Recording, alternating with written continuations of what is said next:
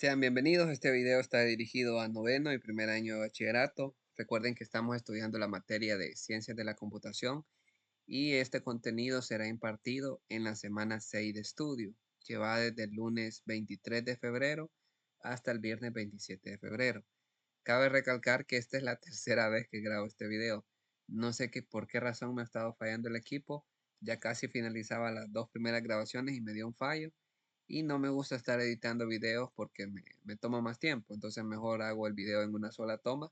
Así que es el tercer intento que lo hago. Por si la voz se me oye un poco cansada, es por ese motivo. Y bueno, vamos a continuar donde nos quedamos. Recordemos que estamos estudiando la unidad número 2. Recuerden que la unidad 2 tiene que ver con la lógica de programación. Estamos en el tema de estructura secuencial, el tema número 3 que tiene este contenido. Por cuestiones de salud, porque he tenido una faringitis bastante aguda o incluso una posible neumonía, voy a usar este software para leer. Cenote igual a 3 estructuras secuenciales. Las estructuras secuenciales son la forma más básica de programación. Indican que las instrucciones se ejecutan una tras otra, en el mismo orden en que fueron escritas. No hay decisiones ni repeticiones, simplemente se siguen los pasos como en una receta de cocina. Son la base de cualquier algoritmo, porque garantizan que el flujo de ejecución sea claro y ordenado. Ejemplo cotidiano: encender la computadora, abrir el navegador, escribir una dirección web, presionar Enter. 4. Vaya, aquí nos acaba de dar un ejemplo. Cuando hablamos de estructuras secuenciales, ¿a qué nos referimos? Aquí nos da a entender que es lo más básico, la forma más básica en la que podemos programar y la forma con la cual vamos a empezar, ya que lo que hacemos sencillamente es escribir una instrucción que se va a ejecutar una tras la otra, en ese mismo orden, por decirlo así. Aquí no hay decisión, no hay que si pasa esto, haz aquello, o si no se dio esto, no hagas aquello. Tampoco no hay repetición, haz tantas veces este proceso, no. De igual manera, son la base de cualquier algoritmo y garantizan que el flujo de ejecución sea claro y ordenado. Aquí nos dio un ejemplo: encender la computadora, abrir el navegador, escribir y darle enter. Vaya, aquí ya tenemos la computadora encendida. Ya tenemos el navegador. Vamos a abrir otro navegador. Vamos a ver. Vamos a tomar ese paso en cuenta que no lo hemos hecho. Vaya, estamos haciendo propaganda a los navegadores. Esperemos que nos paguen. Abrimos una nueva pestaña. Buscamos resultados del fútbol salvadoreño. Acompáñenme a ver cómo fueron los resultados para el Metapan en esta jornada. Esperemos que bien. Vaya, aquí dice que Metapan es el que nos interesa, ¿verdad? Metapan, no te veo. Ah, aquí está. Vaya, me adelanté de jornada. Metapan, vaya, empató el increíblemente mal equipo. Vaya, ni resalta en los primeros 5 lugares. Miren qué mal anda Metapan. Mal. Vaya, miren. Está en sexto lugar. Mal. Bueno, ya que nos decepcionamos el día de hoy por ver al Metapan que anda jugando mal, vamos a continuar. Ahí hice un ejemplo muy claro de algoritmo. Si yo no hubiera tenido encendida la computadora, no hubiera podido abrir el navegador. Si yo no hubiera abierto el navegador, no hubiera podido buscar y llevarme la decepción de ver que perdió, bueno, empató Metapan. Si yo no hubiera presionado Enter, no me hubiera llevado a ningún lugar lo que yo escribí. Entonces es un ejemplo de una estructura secuencial. Ahora vamos con lo siguiente, vamos al tema de pseudocódigo. 4. Pseudocódigo. El pseudocódigo es una forma de representar algoritmos usando un lenguaje intermedio, más cercano al humano que al código real. No sigue reglas estrictas de un lenguaje de programación, pero mantiene la lógica clara. Se usa para planificar antes de escribir el código real. Permite que cualquier persona entienda el procedimiento sin necesidad de conocer un lenguaje específico. Ejemplo de pseudocódigo para sumar dos números: inicio leer número 1, leer número 2, suma número 1 y número 2, mostrar suma fin. Cuando hablamos del pseudocódigo, recordemos que el pseudocódigo, pues, si le podemos dar una fecha, básicamente surgió al igual como surgió la informática, digamos que en el mismo año. Y recordemos que cuando la informática surgió, cuando hablamos de los lenguajes de programación, recordemos que Pascal, Fortran eran lenguajes de programación, pero eran lenguajes más complejos. Entonces muchas personas preferían utilizar un pseudocódigo que irse directamente a programar, porque algunos de ellos no tenían el equipo necesario para hacerlo o el conocimiento sentían que pues era muy complicado. Entonces lo que hacían era simple. No buscaban reglas que definían un lenguaje de programación y utilizaban para planificar código real, permitiendo que cualquier persona pudiera entender. Si yo le pongo esto, que el inicio va a ser que lea un número, luego que lea el otro número, que la suma va a ser igual al número 1 más el número 2 y que al final eso va a mostrar la suma y ahí va a cerrar todo, yo creo que todo se entiende. Pero yo soy una de las personas que yo le digo, oye, no utilicemos pseudocódigo. Si usted quiere, vámonos directamente a programar, hagamos una programación simple, sencilla, una secuencia muy básica y va a ser mucho mejor que estar con un pseudocódigo y usted a la misma vez lleva ese aprendizaje de que está eh, conociendo un lenguaje de programación. Este intérprete, como yo le digo, ¿por qué le digo intérprete? Porque había una persona que quería un algoritmo, pero que pues tenía limitante, entonces usaba el pseudocódigo para llegar a ese algoritmo. Hoy no necesitamos como esa escalera. Vámonos de una vez al algoritmo. Hoy los lenguajes de programación son más modernos, más accesibles para que los usuarios que no saben absolutamente nada fácilmente puedan ponerse al día con ellos.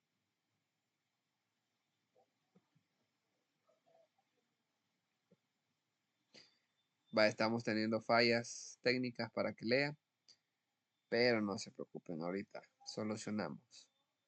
¿Qué solucionamos? Solucionamos. ¿Cuánto tiempo nos llevemos? El misterio. 5. Escritura de secuencias. La escritura de secuencias consiste en redactar instrucciones paso a paso, sin saltos ni bifurcaciones. Cada instrucción depende de la anterior. Se utiliza para tareas simples como cálculos, mostrar mensajes o leer datos. Ejemplo: leer nombre, guardar nombre, mostrar saludo con el nombre. Bloques de código. Un bloque de código es un conjunto de instrucciones agrupadas que se ejecutan juntas. En muchos lenguajes, los bloques se delimitan con sangrías o llaves. Facilitan la organización y la lectura del programa. Dentro de un bloque se pueden incluir operaciones, cálculos o llamadas a funciones. Aquí nos está haciendo mención. Cuando hablamos de la escritura de secuencia, como ya lo hemos mencionado, es que una instrucción depende de la anterior. Se utiliza para tareas simples, como por ejemplo un cálculo, el cual vamos a mostrar en el ejemplo, mostrar mensajes o leer datos. Y cuando hablamos de los bloques de códigos, ahí nos referimos ya a un conjunto de instrucciones agrupadas. Tradicionalmente, algunos lenguajes de programación hacen uso de la sangría, otros no, otros hacen uso de la llave, todo depende del lenguaje de programación.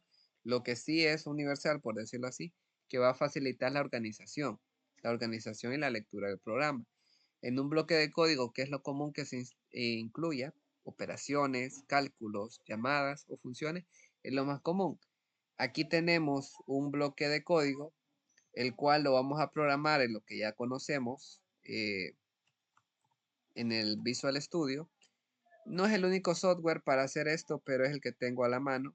Por ahí tengo otro, pero vamos a quedarnos con esto. Esto lo vimos en la clase anterior.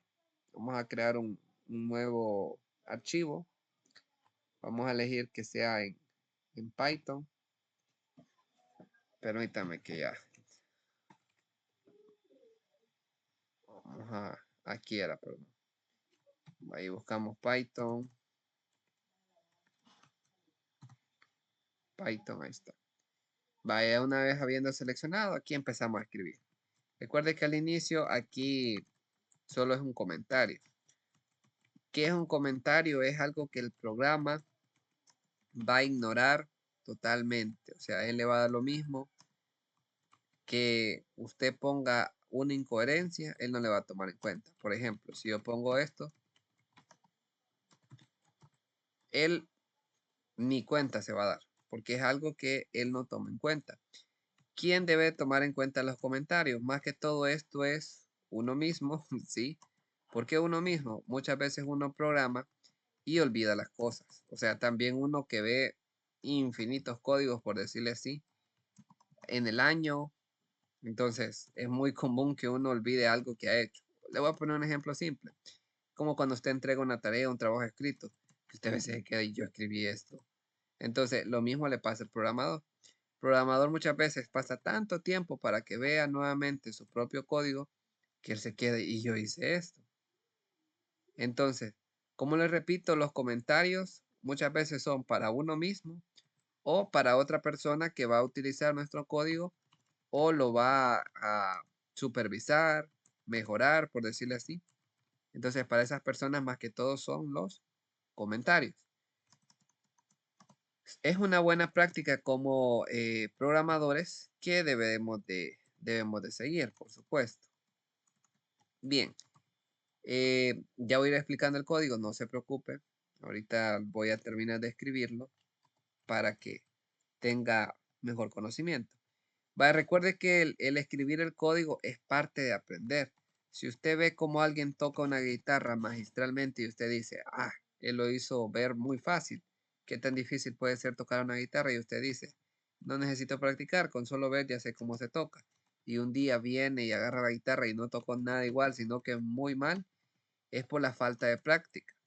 Entonces, todo en la vida requiere práctica. Por más talento que tenga en algo, usted debe de practicar. Con esa práctica usted va a pulir al máximo ese talento. Pero si usted no practica, no va a aprender. En la programación es lo mismo. Usted puede ser un pésimo programador como mi persona, pero con práctica hemos mejorado y hemos sido más prácticos en nuestra escritura y tenemos más lógica de programación, por decirlo así. Pero todo eso se ha ido logrando con práctica. Si usted no practica, usted no va a cometer errores. Y en la programación, usted si no comete errores, no aprende. Nosotros no somos como los doctores. Un error del doctor puede terminar la persona en el cementerio. Lo digo con mucho respeto. Eh, un error de un programador, no hay problema. Un sistema tal vez quedó mal, pero se puede corregir. No es el fin del mundo. No sé si me voy a entender en ese sentido.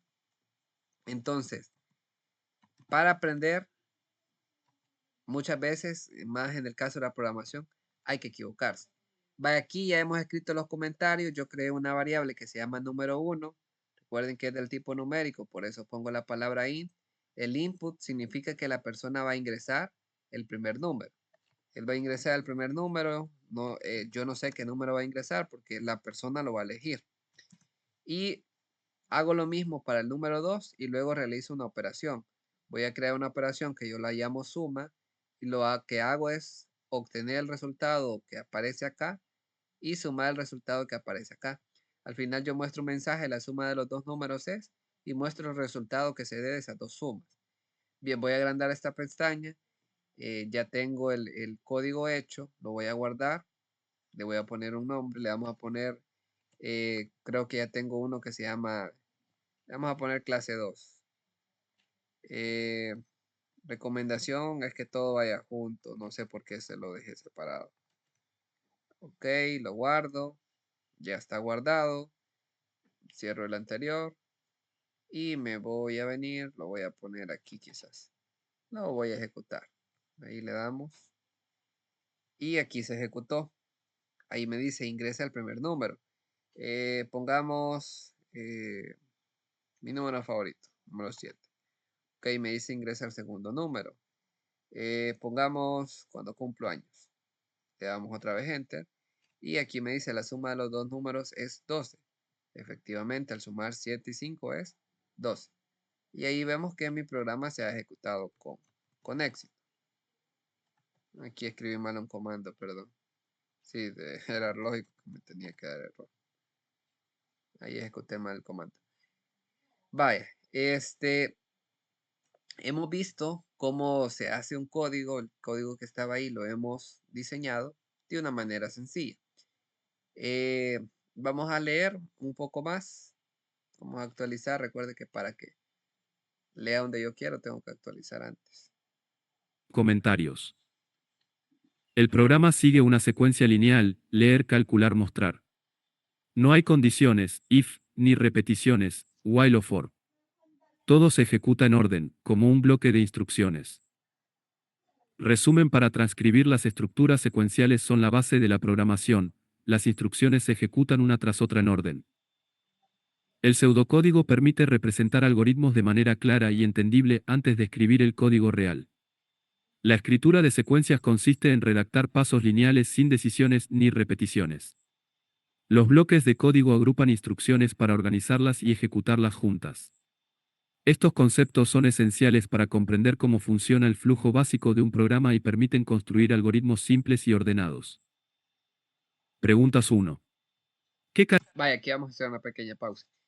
Eh, Hemos visto en el programa en Python, que es el lenguaje de programación que estamos utilizando, una secuencia lineal. Él lee, calcula y muestra. Lee los números. Ahí no hay ninguna condición, no hay un if, no hay ningún bucle repetitivo como un bucle while, un bucle for. Todo es simple. Todo se ejecutó en orden y todo fue un bloque de instrucciones. ¿Qué hemos aprendido en esta clase? Hemos aprendido acerca de las estructuras secuenciales, que son la base de la programación. Hemos aprendido acerca del pseudocódigo, que era para que los algoritmos fueran entendibles de manera clara. La escritura secuencial básicamente es redactar pasos lineales, sin tomar decisiones o repeticiones. Y los bloques de código, que son las instrucciones organizadas para ejecutar la junta. Ahora vamos a lo interesante con las preguntas. caracteriza a una estructura secuencial en programación? Como lo acabo de mencionar, lo que la caracteriza, es que ejecuta instrucciones en orden una tras otra. Programación. A. Ejecuta instrucciones en orden, una tras otra. B. Repite instrucciones indefinidamente. Se evalúa condiciones lógicas de. No ejecuta nada. 2. ¿Cuál es la herramienta que se utiliza para representar gráficamente los pasos de un algoritmo de forma clara y ordenada? Vaya, aquí ojo al detalle. Nos está diciendo cuál es la herramienta que se utiliza para representar gráficamente los pasos de un algoritmo de forma clara y ordenada. Cuando ahí dice gráficamente, ahí me dio la pauta. Si dijera solamente representar de manera ordenada, la respuesta pudiera ser pseudocódigo. Pero aquí la respuesta correcta es diagrama de flujo, porque ya me dijo gráficamente. Los diagramas de flujo tienen que ver con eso. Mucho ojo en esta pregunta. Ordenada. 1. Código fuente. 2. Pseudocódigo. 3. Diagrama de flujo. 4. Bloques de memoria. 3. ¿Qué define la escritura de secuencias? Vaya, aquí nos está diciendo qué define la estructura de secuencia. Recuerden que cuando estamos hablando de la estructura de secuencia, nos referimos a instrucciones paso a paso, sin bifurcación. ¿Qué es una bifurcación? O sea, tomar un desvío o hacer un cambio, por decirlo así. Entonces, en la estructura de A. secuencia no Instrucciones lo con hay. decisiones. B. Instrucciones paso a paso sin bifurcaciones. C. Instrucciones repetitivas de instrucciones condicionales. 4. ¿Qué es un bloque de código? Cuando nos hacemos la pregunta qué es un bloque de código, recordemos que es un conjunto de instrucciones agrupadas, ¿sí? Código. A. Una sola instrucción. B. Un conjunto de instrucciones agrupadas. C. Un operador lógico. D. Una condición relacional. Bien, vamos a dejar el video hasta aquí. Solamente le voy a tomar una pequeña captura a este código para subírselo y si ustedes desean, pues a la hora de estarlo haciendo, puedan tomarlo de referencia. Lo voy a subir al igual que subo el documento. Y no me queda nada más que agradecer por haber visualizado el video. Y si Dios lo permite, nos veremos en una próxima.